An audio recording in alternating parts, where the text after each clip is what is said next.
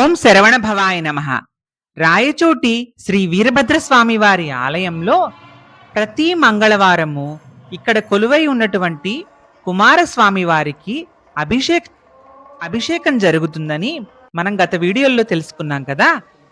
ఆ అభిషేకాన్ని చూడడానికి నేను మంగళవారం రోజు ఉదయం 5 గంటలకే ఆలయానికైతే వెళ్ళాను. అప్పటికైతే ఇంకా గుడి మొత్తం ఓపెన్ చేయలేదు. 1 by 1 డోర్స్ అయితే తీస్తున్నారు. టికెట్లు తీసుకునే దగ్గర బాగా రష్ ఉందన్నమాట.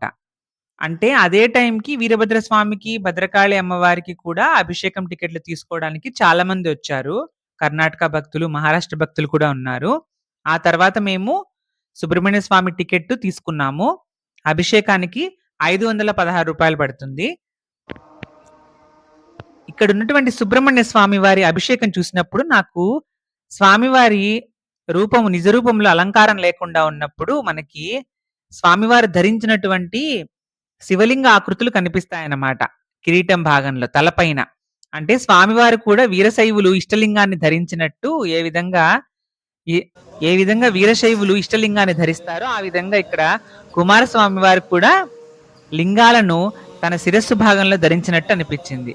అప్పుడు పాలు, పెరుగు, తేనె, నెయ్యి, పంచదార ఈ అభిషేక ద్రవ్యాలన్నీ కిందికి జారుతూ ఉన్నప్పుడు ఆ శివలింగం మీద పడి అభిషేకం జరిగి తర్వాత కుమారస్వామి మొహం మీద పడుతున్నట్టు అనిపించింది. అలాగే స్వామివారి మధ్యలో ఉన్న ముఖాన్ని చూసినప్పుడు ఆ అభిషేకం చేసేటప్పుడు అమ్మవారి ముఖంలాగా అనిపిస్తుంది. అలా నాకు స్వామిమలైలో సుబ్రహ్మణ్య స్వామి అభిషేకం చూసినప్పుడు కూడా అలాగే అనిపించింది అన్నమాట. ఈరోజు వీరభద్ర స్వామి వారి ఆలయంలో సుబ్రహ్మణ్య స్వామి అభిషేకం చూసినప్పుడు కూడా సేమ్ ఫీలింగ్ కలిగింది. అభిషేకం నార్మల్గా అయితే 5:30కి స్టార్ట్ అవుతుందని టైమింగ్ ఇచ్చారు. కానీ అభిషేకం స్టార్ట్ అయ్యి సంకల్పం అన్ని చెప్పి అభిషేకం స్టార్ట్ అయ్యేటప్పటికి 6:45, 7 అయింది. తర్వాత అభిషేకం జరిగిన తర్వాత మళ్ళీ అలంకారానికి కొద్దిగా టైం పడుతుంది, అప్పుడు క్లోజ్ చేస్తారు. తర్వాత మళ్ళీ అలంకారం పూర్తి చేసిన తర్వాత భక్తులందరినీ పిలిచి స్వామివారికి నామాలు చెప్తూ మనతో ఓం శరవణ భవాయ నమః అని మనం పలుకుతూ ఉండగా అర్చకులు స్వామివారి నామాలు చెప్తూ పూజ చేసి తర్వాత హారతినైతే ఇచ్చారు. ఆ హారతిని అందరం కళ్ళకద్దుకున్నాము.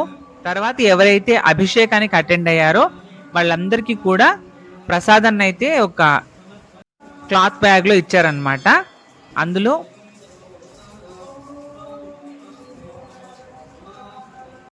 కొబ్బరి గిన్నె ఒకటి, పండు, లడ్డు, ఇంకా స్వామివారి విభూది, కుంకుమ ప్రసాదము, కలకండ ప్రసాదం కూడా ఉన్నాయి. అభిషేకం అయిపోయిన తర్వాత బయటికి వచ్చి అక్కడ ప్రసాదం ఇస్తుంటే తీసుకున్నాను. ఇది మంగళవారం ఉదయం జరుగుతుంది. ప్రతి వారం కూడా టికెట్లు అమ్మవారి ఆలయం పక్కనటువంటి కౌంటర్లో ఇస్తారు. మీరు అప్పుడే వెళ్ళి తీసుకోవచ్చు. అదే రోజు చేయించుకోవాలంటే అదే రోజు మార్నింగ్ వెళ్ళి తీసుకోవచ్చు. కొద్దిసేపు అయితే స్కానింగ్ పనిచేయలేదు, తర్వాత పనిచేసింది. ఫోన్పేతో కూడా మీరు టికెట్లు అనేవి బుక్ చేసుకోవచ్చు. అక్కడికి వెళ్ళి హార్డ్ క్యాష్ అయినా ఇవ్వచ్చు, ఫోన్పే కానీ గూగుల్ పే వాటిని యూజ్ చేసుకొని కూడా మనం టికెట్లు అయితే తీసుకోవచ్చు. ఇక కుజదోష నివారణకు, సర్పదోష నివారణకు, వివాహ ప్రయత్నాల్లో ఏదైనా ఆటంకాలు ఎదురవుతున్నా, సంతాన ప్రాప్తి విషయంలో ఏదైనా ఆటంకాలు ఉన్నా కూడా సుబ్రహ్మణ్య స్వామి అభిషేకం చేయించుకోవడం వలన ఆ దోషాలన్నీ తొలగుతాయని, ఆటంకాలు తొలగి శుభ ఫలితాలు కలుగుతాయని భక్తులు విశ్వసిస్తారు. దానికోసం అయితే ప్రతి మంగళవారం కూడా వీరభద్ర స్వామి వారి గుళ్ళో అభిషేకం అయితే జరుగుతుంది.